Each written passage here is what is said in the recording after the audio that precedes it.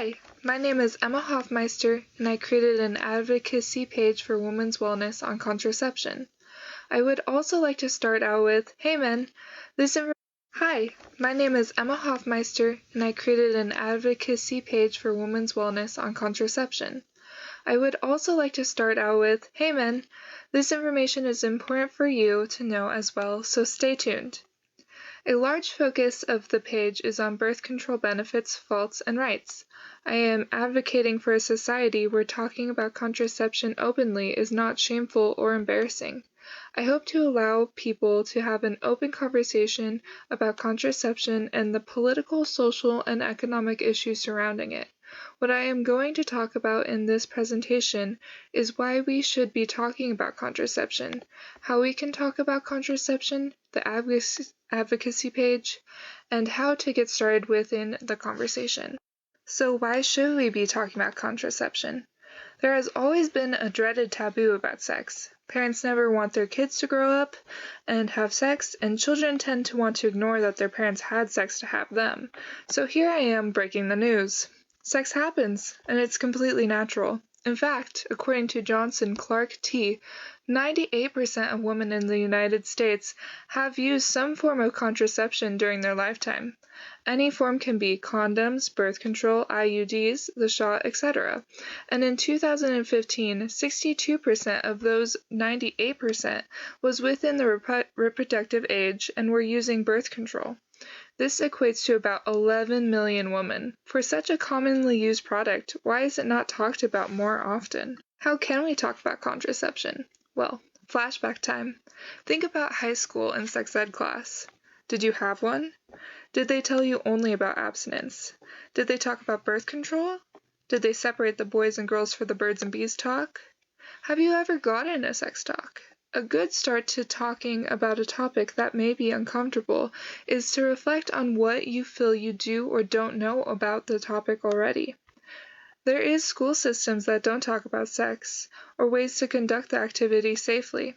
I really want to challenge you to focus on the issue of why we can't as a society sit down and talk about sex in a safe way. Something that I want to remind people is that talking about sex does not mean that the person is currently conducting in the behavior or cause them to become pregnant, yet not talking about it may cause pregnancy. The first step to addressing the issue is that I am going to ask you, the audience, to take the initiative to have this conversation. It doesn't matter if you are a parent or younger individual. What needs to be understood is that normalizing the conversation and adding an in-depth conversation about contraception to the sex talk would help people make better personal decisions about safe sex. When I say in-depth, I mean talking about dental dams, condoms, the pill, the shot, the ring, IUDs, etc. If the conversation is too hard to bring up due to social, religious, economic, or just plainly personal reasons, then I encourage you to ask a professional such as a doctor or explore online. Doctors do consultations about birth control types, and it does not mean you have to start using it. Sometimes a parent will not know this information themselves, and if you are a parent listening to this, I encourage you to find out this information as well. Now, when it comes to exploring online, be careful. There is a lot of false information. If you choose to go this route, please find multiple websites, news, videos, and documentaries before making a decision on whether to take birth control or not. An example of how to gather information is the advocacy page that I made. Here is a link, and I will go through some aspects that I find important when considering contraception.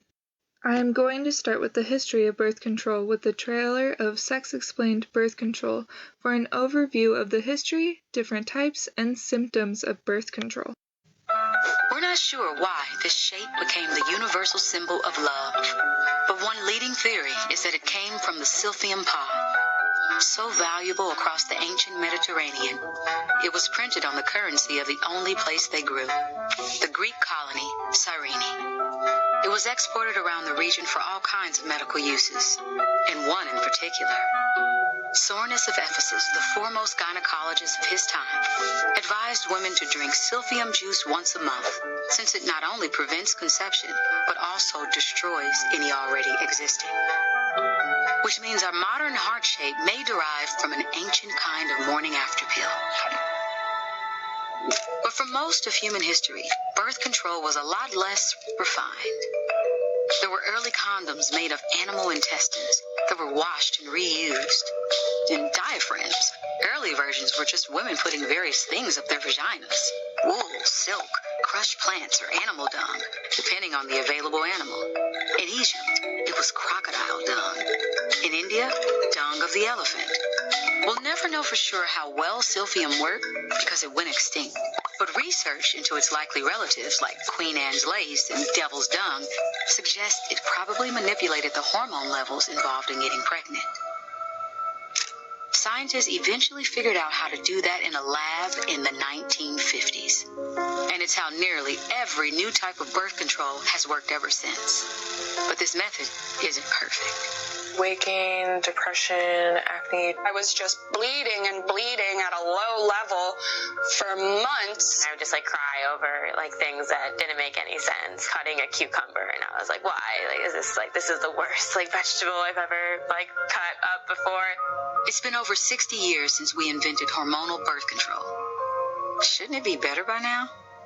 This little white tablet is more explosive than dynamite. Sermons have been preached on it. Men and women have argued over it. Mary and her team merely explain the pill and they nod back, but it's not consent because it's their man who decides yes or no. The doctors themselves may not be well informed about the side effects. It's hard to see what more we could do without using women themselves as the experimental model. It is always good to know the history behind a product in order to find out what works and how it may be improved. As the video ended, it had said that it was hard to try new methods without using women as test subjects themselves. Challenging these notions led to research such as the contraception for both genders at University of Dundee. Here, they are trying to break the inequality of contraception being a female's main responsibility besides a male condom. They avoid the problem of using people as test subjects by testing chemicals and other pre-clinically approved drugs on human sperm with robotic screening. Now, I had said the dreaded word that most parents never want their children to do: drugs. The research of the American Journal of Public Health explains how marketing led to the categorization of birth control. It would be difficult to doubt a basic health care need for women of reproductive age is birth control. It helps prevent pregnancy by inhibiting ovulation or preventing fertilization, depending on if the hormonal contraception synthesizes progesterone and/or estrogen. Yet, it is true that pharmaceutical companies have been advertising birth control as beneficial for individual patients instead of health public necessity within the United States. This led to the use of birth control to be considered a lifestyle drug. If birth control is used for the prevention of pregnancy, then it is operating under health benefits. However, if it is used for the prevention of acne, moodiness, and monthly bleeding, then it would fit the lifestyle characterization of a drug. The underlying question that needs to be asked is it ethical to be able to ask a woman if she is using birth control for avoiding pregnancy or lifestyle needs? When it comes to a person's needs, there may also be external or internal variables to why a person chooses to not use contraception. Some things to consider that are the situational and dispositional attributions that may be impacting your life.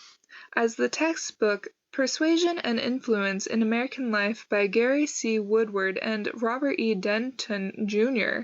says, situational attribution is external reasoning where a person uses environmental factors to explain their actions. For example, a person may not use birth control because they do not have insurance, live in poverty, are already pregnant, or just had a child, may not be sexually active, or have a history of blood clotting, or a pre-medical disposition. A person may also use dispositional attribution. This is an internal reasoning for behaving a certain way. Examples of this is not using birth control for religious beliefs, wanting to become a parent in the near future, and/or socially being pressured not to due to political or friend/parent beliefs. I brought this up because it is important to figure out how you as an individual feel about contraception. Understanding what you want out of birth control will help start in your own research about contraception before making a decision. It is important also to know the source credibility of what you are learning. Is the person a doctor, professor? Did they write a book about the subject? When you look at my advocacy page, you will notice I cited all of my sources with links to follow and also gave background information on the publisher when it came to opinions on birth control and even using it as a preventative for abortion. To end things, I want to be a bit metaphorical. Think of contraception as an umbrella. Some flowers need rain to survive while others prefer to live in a desert. There is a famous quote that if a flower is not growing, you do not change the flower, you change the environment. All flowers have different purposes and wants. To be more direct, here is 2 phrases I hear a lot from women. 1, my main purpose in life is to have a child. And 2, I never want to have kids. Both are fine options, and neither is the wrong answer. This is why women have different types of flowers, which match their life goals. Real flowers do not have the choice of having an umbrella if they need it, but why should a person not have that choice? I have attached the link to my advocacy page again. Feel free to browse it, leave comments, and also start your own page or location for your research. Whether you are learning yourself or teaching another, open communication will lead to safe decisions that benefit the individual. Thank you for listening.